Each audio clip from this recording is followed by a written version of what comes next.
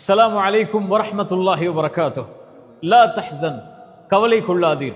மீண்டும் சொல்கிறேன், லா தஹ்சன், கவலை கொள்ளாதீர். வாழ்வில் சிரமங்கள், கஷ்டங்கள், இன்னல்கள், தனிமை, தவிப்பு என எதுவாக இருந்தாலும் கவலை கொள்ளாதீர். ஏன் சொல்கிறேன் தெரியுமா? இறைமுறைகள் நீங்கள் எங்கு எடுத்து படித்து பார்த்தாலும் இறைவனை சார்ந்து நம்பிக்கை கொள்ளக்கூடியவர்கள் கவலை அடைவார்கள் என்ற ஒரு வசனம் இல்லை. இறைமுறையில் இருக்கக்கூடிய வசனம் எல்லாம் இறைவனை நம்பிக்கை கொண்டு வாழக்கூடியவர்கள் கவலை அடைய மாட்டார்கள் என்றுதான் இறைமுறை. அதனால் தான் சொல்லுகிறது லா தஹ்சன். இறைவன் சொல்கிறான், கவலை கொள்ளாதீர். யாருடைய வார்த்தை தெரியுமா? ஒரு தூதரும் தோழரும், அல்லாஹுடைய தூதர் ஸல்லல்லாஹு அலைஹி வஸல்லம் அவர்களும் அவர்களுடைய தோழர் அபூபக்கர் சித்திக் அவர்களும் ஒரு குகையில் தஞ்சமடைகிறார்கள். இருளால் சூழப்படுகிறது அந்த குகை. வாள்கள் தேடிக்கொண்டு இருக்கிறது மேல். அபூபக்கர் அவர்கள் சொன்னார்கள் தன் தூதரை பார்த்து, தூதரே, அவர்கள் குனிந்தால் நம்மை பார்த்து விடுவார்கள். அபூபக்கரை பார்த்து இறை தூதர் சொன்னார்கள், மாதன்னுக்க பிஸ்னைனி யா அபூபக்கர், நாம் இருவர் என்றா எண்ணிக்கொண்டிருக்கிறீர். அல்லாஹு சாலிதுஹுமா, நம்மோடு மூன்றாம் அவராக இறைவன் இருக்கிறான். லா தஹ்சன், அதனால் சொல்கிறேன் அபூபக்கரே, கவலை கொள்ளாதீர், இறைவன் நம்மோடு இருக்கிறான். இறை தூதரையும் அந்த தோழரையும் இறைவன் பாதுகாத்தான் அந்த குகையிலிருந்து. மூசா அலைஹிஸ்ஸலாம் முன்னால் கடல், பின்னால் ஃபிரௌன். மூசாவுடைய சமூகம் சொன்னது, மூசா, எம்மை கைவிட்டு விட்டீர். மூசா அலைஹிஸ்ஸலாம் சொன்னார்கள், கல்லா, ஒருபோதும் அல்ல, இன்னமா ரப்பி, என்னை படைத்த இறைவன் என்னோடு இருக்கிறான், அவன் எனக்கு வழிகாட்டுவான். மூசா அலைஹிஸ்ஸலாம் அவர்களுக்கு கடலை பிளந்து வழிகாட்டினான் இறைவன். இப்ராஹிம் அலைஹிஸ்ஸலாம் நெருப்பில் வீசப்பட்டார்கள். நெருப்பு சுட்டரித்து விடும் இப்ராஹிம் என்று சொன்னார்கள். ஹஸ்புனல்லாஹ், என் இறைவன் போதுமானவன் என்று சொன்னார்கள். அந்த நெருப்பை குளிரூட்டக்கூடியதாக இறைவன் மாற்றினான். ஹாஜரா அலைஹிஸ்ஸலாம், இப்ராஹிம் அலைஹிஸ்ஸலாமுடைய மனைவி, அவர்களை விட்டார்கள் பொட்டை பாலைவன பூமியில் அவருடைய கை குழந்தையோடு.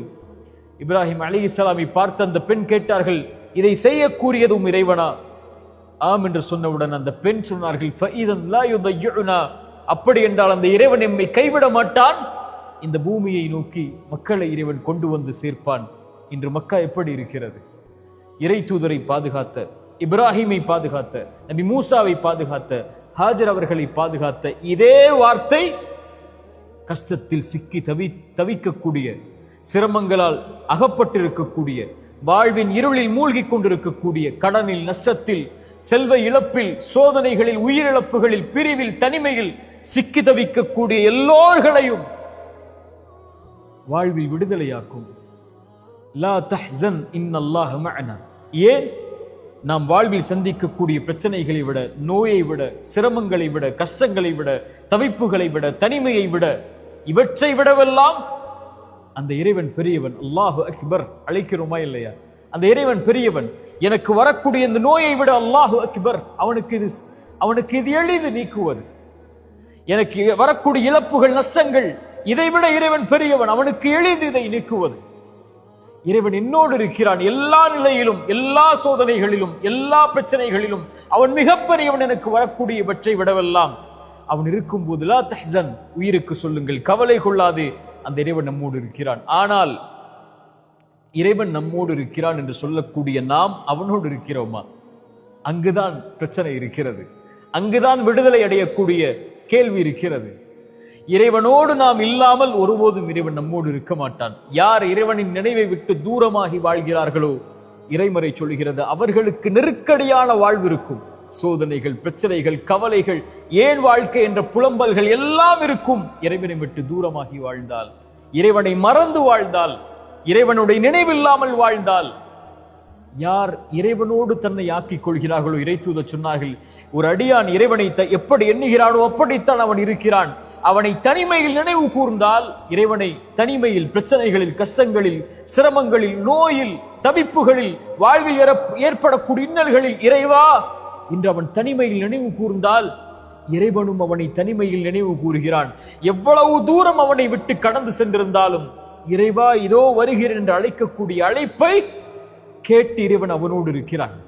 இறை தூதர் சொன்னார்கள், இந்த பூமியில் நாம் பிரச்சனைகளை சுமந்து வாழ்ந்து கொண்டிருக்கிறோம். இந்த பிரச்சனை நீங்குவதற்கும் நமக்கும் உள்ள இடைவெளி எவ்வளவு தெரியுமா?